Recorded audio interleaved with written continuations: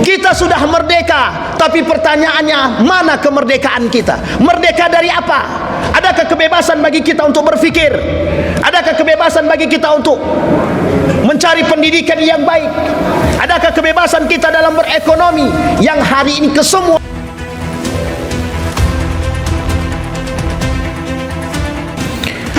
Alhamdulillah, alhamdulillahilladzi arsala rasulahu bil huda wa dinil haq liyudhhirahu 'alad dini kullih wa kafa billahi shahida. Ashhadu an la ilaha illallah wahdahu la syarika lah wa ashhadu anna Muhammadan 'abduhu wa rasuluh la nabiyya ba'da. Usikum wa iyaya nafsi bitaqwallah faqad fazal muttaqun. Ittaqullaha haqqa tuqatih wa la tamutunna illa wa antum muslimun. Innallaha wa malaikatahu yusalluna 'alan nabi. Ya ayyuhalladzina amanu sallu 'alaihi wa sallimu taslima. وقال الله تعالى يا أيها الناس اتقوا ربكم الذي خلقكم من نفس واحدة وخلق منها زوجها وبث منهما رجالا كثيرا ونساء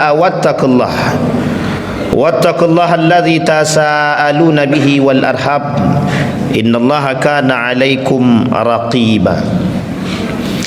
وقال الله تعالى يا أيها الذين آمنوا اتقوا الله وقولوا قولا سديدا يصلح لكم أعمالكم ويغفر لكم ذنوبكم ومن يطع الله ورسوله فقد فاز فوزا عظيما. وقال الله تعالى فلما جن عليه الليل رأى كوكبا قال هذا ربي فلما أفل قال لا أحب الآفلين فلما رأى القمر بازغا قال هذا ربي فلما أفل قال لئن لم يهديني ربي لأكونن من القوم الضالين فلما رأى الشمس بازغة قال هذا ربي هذا أكبر فلما أفلت قال يا قوم إني بريء مما تشركون إني وجهت وجهي للذي فطر السماوات والأرض حنيفا وما أنا من المشركين. صدق الله. Puji syukur kehadirat Allah dengan mengucapkan alhamdulillahirabbil alamin. Berselawat kepada Nabi dengan mengucapkan Allahumma salli ala Muhammad wa ala ali Muhammad fil alamin innaka hamidum majid. Ma'asyiral muslimin rahimakumullah. Baginda Nabi Muhammad sallallahu alaihi wasallam ketika melakukan perjalanan hijrah dari Mekah Hijaz ke Madinah Yasrib, membawa tujuan dan misi, antara lain adalah perubahan. Yang perubahan itu menjadi tujuan daripada diutusnya Nabi sebagai seorang Nabi, dan tujuan daripada Allah berikan anugerah agama kepada setiap manusia. Fa'aqim wajhaka lid-dini hanifa fitratallah fataran nas alaih. Ketika baginda Nabi Muhammad sallallahu alaihi wasallam dibaiat menjadi seorang nabi, membawa misi perdamaian, membawa misi keseimbangan, membawa misi lepas daripada kezaliman. Ketika baginda Nabi Muhammad sallallahu alaihi wasallam menjadi nabi, tujuan utama mengajak manusia untuk menyembah kepada Sang Pencipta yang satu, Allah Subhanahu wa taala, dan melepaskan mereka daripada belenggu kesyirikan yang ketika itu sebagian besar di antara mereka ada yang menyembah patung, binatang, matahari dan lain sebagainya. Ketika Islam datang, yang dibawa oleh baginda Nabi Muhammad sallallahu alaihi wasallam, melepaskan belenggu perbudakan, memberikan kesetaraan serta keadilan di antara setiap umat manusia yang hadir. Terlihat ketika baginda Nabi berhijrah dari Hijaz ke Yasrib, Madinah, terbangun satu konsepsi keadilan yang besar di muka bumi yang disebut dengan Piagam Madinah. Melalui perjuangan membangun peradaban Islam yang ketika itu peradaban Islam ini mengajarkan manusia menjadi manusia yang beradab, yang berlatarkan pada nilai-nilai dan norma-norma agama. Ma'asyiral muslimin rahimakumullah, merujuk kepada pemahaman Pancasila dari satu sampai pada yang terakhir, ketuhanan yang Maha Esa menunjukkan akan kuasa ilahi atas keberkahan yang diberikan terhadap kemerdekaan Republik Indonesia 1945. Ketika Indonesia dijajah melalui beberapa negara yang menjajah, termasuk salah satu di antaranya Belanda, Jepang, dan pribumi itu sendiri yang melakukan penjajahan terhadap pribumi, diberikan anugerah kemerdekaan. Tapi dalam prosesi kemerdekaan tersebut, perjuangan yang besar yang dialami, yang dilalui oleh umat-umat manusia, baik muslim dan agama-agama yang lain, dengan mayoritas umat muslim yang berlatarkan pesantren, santri, para ulama, alim ulama, cendekia, berusaha, bekerja sama melalui proses perjuangan yang penuh darah sehingga terbentuk kemerdekaan Republik Indonesia 1945 dengan tujuan utama membangun peradaban Indonesia yang mulia, dengan gagah lantang mengatakan berakhlak, berbudi pekerti, beradab, beragama. Agama selalu menjadi simbol daripada terbentuknya manusia yang beradab, yang berakhlak, yang bermoral, yang beretika, yang mengerti, yang bisa membedakan mana yang baik dan mana yang buruk, yang bisa menyamakan kedudukan baik kaya ataupun miskin, yang tidak membedakan antara ras satu dengan yang lain, sehingga tercipta kemerdekaan, yang kemerdekaan itu bertahun-tahun diidamkan oleh masyarakat Indonesia.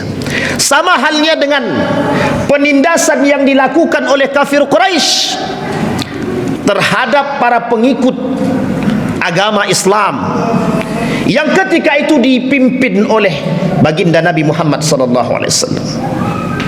Tidak ada kebebasan. Siapapun yang datang dan ketahuan memeluk ke dalam Islam, mereka akan disiksa. Abu Jahal, Abu Lahab, dan beserta para pemimpin-pemimpin Quraisy yang tak sejalan dengan agama Islam. Tapi dengan perjuangan yang begitu kokoh dan istiqamah, melalui strategi-strategi, pendekatan demi pendekatan yang dilakukan, baginda Nabi Muhammad SAW bersama sahabat Abu Bakar dan Siddiq, bersama istri tercinta Siti Khadijah, berhasil membangun yang disebut dengan secret society, berhasil membangun small community, berhasil membangun peradaban yang kecil, yang kelak dari peradaban yang kecil itu berhasil membangun peradaban yang besar, yang sampai hari ini tidak ada satupun di antara manusia yang tak pernah mendengar Islam. Ketika di Mekah perjuangan Nabi tidak diterima, ditolak dengan kasar, tapi masyarakat Madinah telah mendengar keberadaan Islam dengan baik, sehingga Nabi berhijrah, membangun satu konsep yang baik, strategi untuk kembali menaklukkan Mekah dengan cara yang beradab, dengan cara yang beretika, sehingga terjadi penaklukan kota Mekah tanpa ada pertumpahan darah. Perjuangan. Ketika di Mekah kafir Quraisy memerangi, ketika di Madinah bukan tidak ada musuh, banyak musuh yang dihadapi. Ada Yahudi, ada Nasrani, bahkan ada kaum-kaum munafik yang berada dalam diri mereka sendiri. Sama halnya dengan apa yang kita rasakan hari ini. Musuh kita bukan hanya Eropa, bukan Yahudi, bukan hanya Nasrani, tapi musuh kita adalah diri kita sendiri. Kaum-kaum munafik yang mengkhianati kemerdekaan Republik Indonesia dengan menanamkan sifat angkuh, sombong. Mereka rakus yang tertanam dalam diri mereka menjadi musuh yang nyata hari ini bagi kemerdekaan Republik Indonesia. Artinya kita belum seutuhnya merdeka, karena penjajahan pada masa itu dibarengi dengan 3 kondisi dan 3 musuh. Adanya Belanda, adanya Jepang, adanya pribumi pengkhianat yang selalu merusak. Begitu juga hari ini. Mungkin Eropa tak langsung menjajah kita dengan fisik, tapi mereka masuk dalam lingkaran kita sedikit demi sedikit. Mereka masuk dalam pendidikan, mereka masuk dalam perekonomian, mereka masuk dalam kesehatan, sehingga membuat kita menjadi manusia yang jauh daripada nilai dan norma. Salah satu yang digadangkan oleh kaum munafiqun pada masa kemerdekaan Republik Indonesia dari Partai Komunis Indonesia, revolusi mental yang pada akhirnya membuat mental bobrok, berkhianat kepada negara. Lahir para generasi-generasi yang angkuh, lahir generasi-generasi yang cinta terhadap dunia, yang menjadi asbab kerusakan dunia. Ketika baginda Nabi Muhammad sallallahu alaihi wasallam berkata, "Salasatun yuhlikumum." Ada 3 perkara yang membuat mereka akan hancur. Hawa muttaba. Satu di antaranya adalah nafsu yang diperturutkan. Afara'aita man ittakhadha ilahahu hawahu. Hari ini kita melihat manusia banyak yang tidak merdeka karena mereka tidak bisa melepaskan diri mereka dari kongkongan hawa nafsu mereka. Cinta terhadap kekuasaan, cinta terhadap jabatan, cinta terhadap harta, cinta terhadap dunia. Bahkan salah satu yang menyebabkan rusaknya amal ibadah adalah cinta terhadap dunia. Ketika Nabi Ibrahim menggambarkan kemerdekaan pada diri dia sendiri, mencari di mana Tuhan, dia lihat matahari, dia berkata ini Tuhanku. Dia melihat bulan, berkata ini Tuhanku. Seolah-olah tak ada Tuhan yang lain selain yang dia pandang. Tapi kemudian Allah berikan hidayah, Allah tunjukkan siapa sesungguhnya Tuhan yang maha kuasa, Allah subhanahu wa ta'ala. Yang kedua, ketika Nabi Musa berhasil memerdekakan masyarakatnya dari penindasan yang dilakukan oleh rezim yang zalim Fir'aun, yang karakter Fir'aun hari ini banyak dicontoh oleh umat manusia. Bahkan dicontoh oleh penguasa-penguasa zalim yang angkuh sombong, yang menjadi musuh bersama orang-orang yang beradab, orang-orang yang berakhlak dan beretik dan beragama. Yang dilakukan oleh Nabi Musa keluar daripada kongkongan. Bagaimana cara Nabi Musa mengajak masyarakat keluar daripada penindasan sehingga mereka merdeka daripada kesengsaraan yang diberikan oleh Fir'aun, sehingga Allah benamkan Fir'aun bersama para pengikutnya. Kemudian kemerdekaan yang Allah berikan kepada baginda Nabi Muhammad sallallahu alaihi wasallam berhasil membawa manusia dari yang disebut dengan kejahiliahan, yang tak mengerti, yang sistem ribawi merajalela pada masanya, perzinahan berkuasa, khamar menjadi Tuhan, harta menjadi tempat pencarian yang tertinggi, bahkan menjadi sorotan utama dalam kehidupan. Datang baginda Nabi dengan misi agama, tidak ada perbudakan, menyamaratakan semua baik kaya maupun miskin. Bahkan Nabi Yusuf pernah membolak-balik yang kaya harus miskin, yang miskin jadi kaya, dengan tujuan agar mereka merasakan apa yang dirasakan oleh mereka. Ma'asyiral muslimin rahimakumullah, Islam datang kepada kita rahmatan lil alamin, memberikan kemerdekaan yang baik, yang hakiki kepada kita, jika kita berpegang teguh pada nilai-nilai dan norma-norma.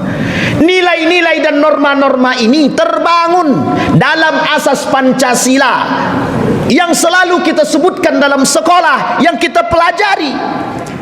Bahkan uniknya, mereka-mereka yang mengaku Pancasilais justru mereka yang merusak dan menodai keabsahan daripada Pancasila itu sendiri. Ma'asyiral muslimin rahimakumullah, maka tak salah ketika ada pernyataan hubbul watan minal iman. Cinta terhadap negara adalah bagian daripada keimanan. Jika memang pernyataan ini menjadi pernyataan yang kuat, maka wajib bagi kita menjaga nilai-nilai agama, nilai-nilai bangsa, moral dan etika yang hari ini terkuras sedikit demi sedikit. Bahkan kita melihat para pelaku-pelaku yang mengaku Pancasilais justru mereka yang merobek nilai-nilai tersebut. Kita wajib berjuang, kita wajib mempertahankan, kita wajib menegur, kita wajib menjunjung tinggi moral-moral tersebut sehingga tidak ternodai. Kita sudah merdeka, tapi pertanyaannya, mana kemerdekaan kita? Merdeka dari apa? Adakah kebebasan bagi kita untuk berfikir? Adakah kebebasan bagi kita untuk mencari pendidikan yang baik? Adakah kebebasan kita dalam berekonomi? Yang hari ini kesemua itu menjadi bahan untuk menciptakan kepentingan yang menghancurkan nilai dan moral-moral itu sendiri. Ma'asyiral muslimin rahimakumullah, maka tak salah ketika kita melakukan refleksi kemerdekaan, mengingat perjuangan para pejuang-pejuang, bercucuran darah mereka untuk mencapai kemerdekaan Republik Indonesia bukan tanpa perjuangan, bukan tanpa perlawanan. Justru butuh sekali perjuangan yang kuat yang hari ini harusnya tumbuh dalam diri para generasi-generasi, yang seharusnya kita tidak bisa diam terhadap perbuatan-perbuatan degradasi moral, integrasi dan lain sebagainya yang dilakukan oleh para penguasa-penguasa zalim yang mencederai asas kemerdekaan, nilai kemerdekaan, sehingga kita sebagai orang yang mengaku beragama dan beriman tertuntut menjadi manusia yang harus hidup untuk menghidupkan peradaban agama, peradaban budaya, peradaban pendidikan di negara Republik Indonesia. Fa'tabiru ya ulil absar la'allakum tuflihun.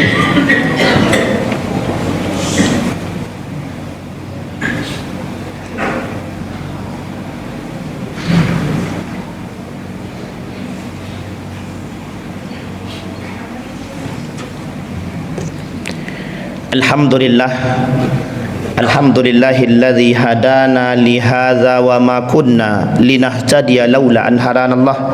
Asyhadu an la ilaha illallah wahdahu la syarikalah wa asyhadu anna Muhammadan abduhu wa rasuluh la nabiyya ba'd. Allahumma salli wa sallim wa barik ala hadzal nabiyil karim. اللهم صل على محمد وعلى آل محمد في العالمين إنك حميد مجيد. اتقوا الله حق تقاته ولا تموتن إلا وأنتم مسلمون. إن الله وملائكته يصلون على النبي يا أيها الذين آمنوا صلوا عليه وسلموا تسليما. اللهم اغفر للمسلمين والمسلمات والمؤمنين والمؤمنات برحمتك يا ذا الجلال والإكرام. اللهم أعدنا على ذكرك وشكرك وحسن عبادتك. اللهم جنبنا من منكرات الأخلاق. اللهم جنبنا من منكرات الأخلاق. اللهم ارزقنا رزقا حلالا طيبا مبارك وأنت خير الرازقين. اللهم اختمنا بحسن الخاتمة ولا تختمنا إلا بحسن الخاتمة. اللهم اجعل القرآن العظيم ربيع قلوبنا ونور صدورنا وجلاء أحزاننا وذهاب همومنا وغمومنا. ربنا آتنا في الدنيا حسنة وفي الآخرة حسنة وقنا عذاب النار. عباد الله إن الله يأمر بالعدل والإحسان وإيتاء ذي القربى وينهى عن الفحشاء والمنكر والبغي يعظكم لعلكم تذكرون. أقم الصلاة.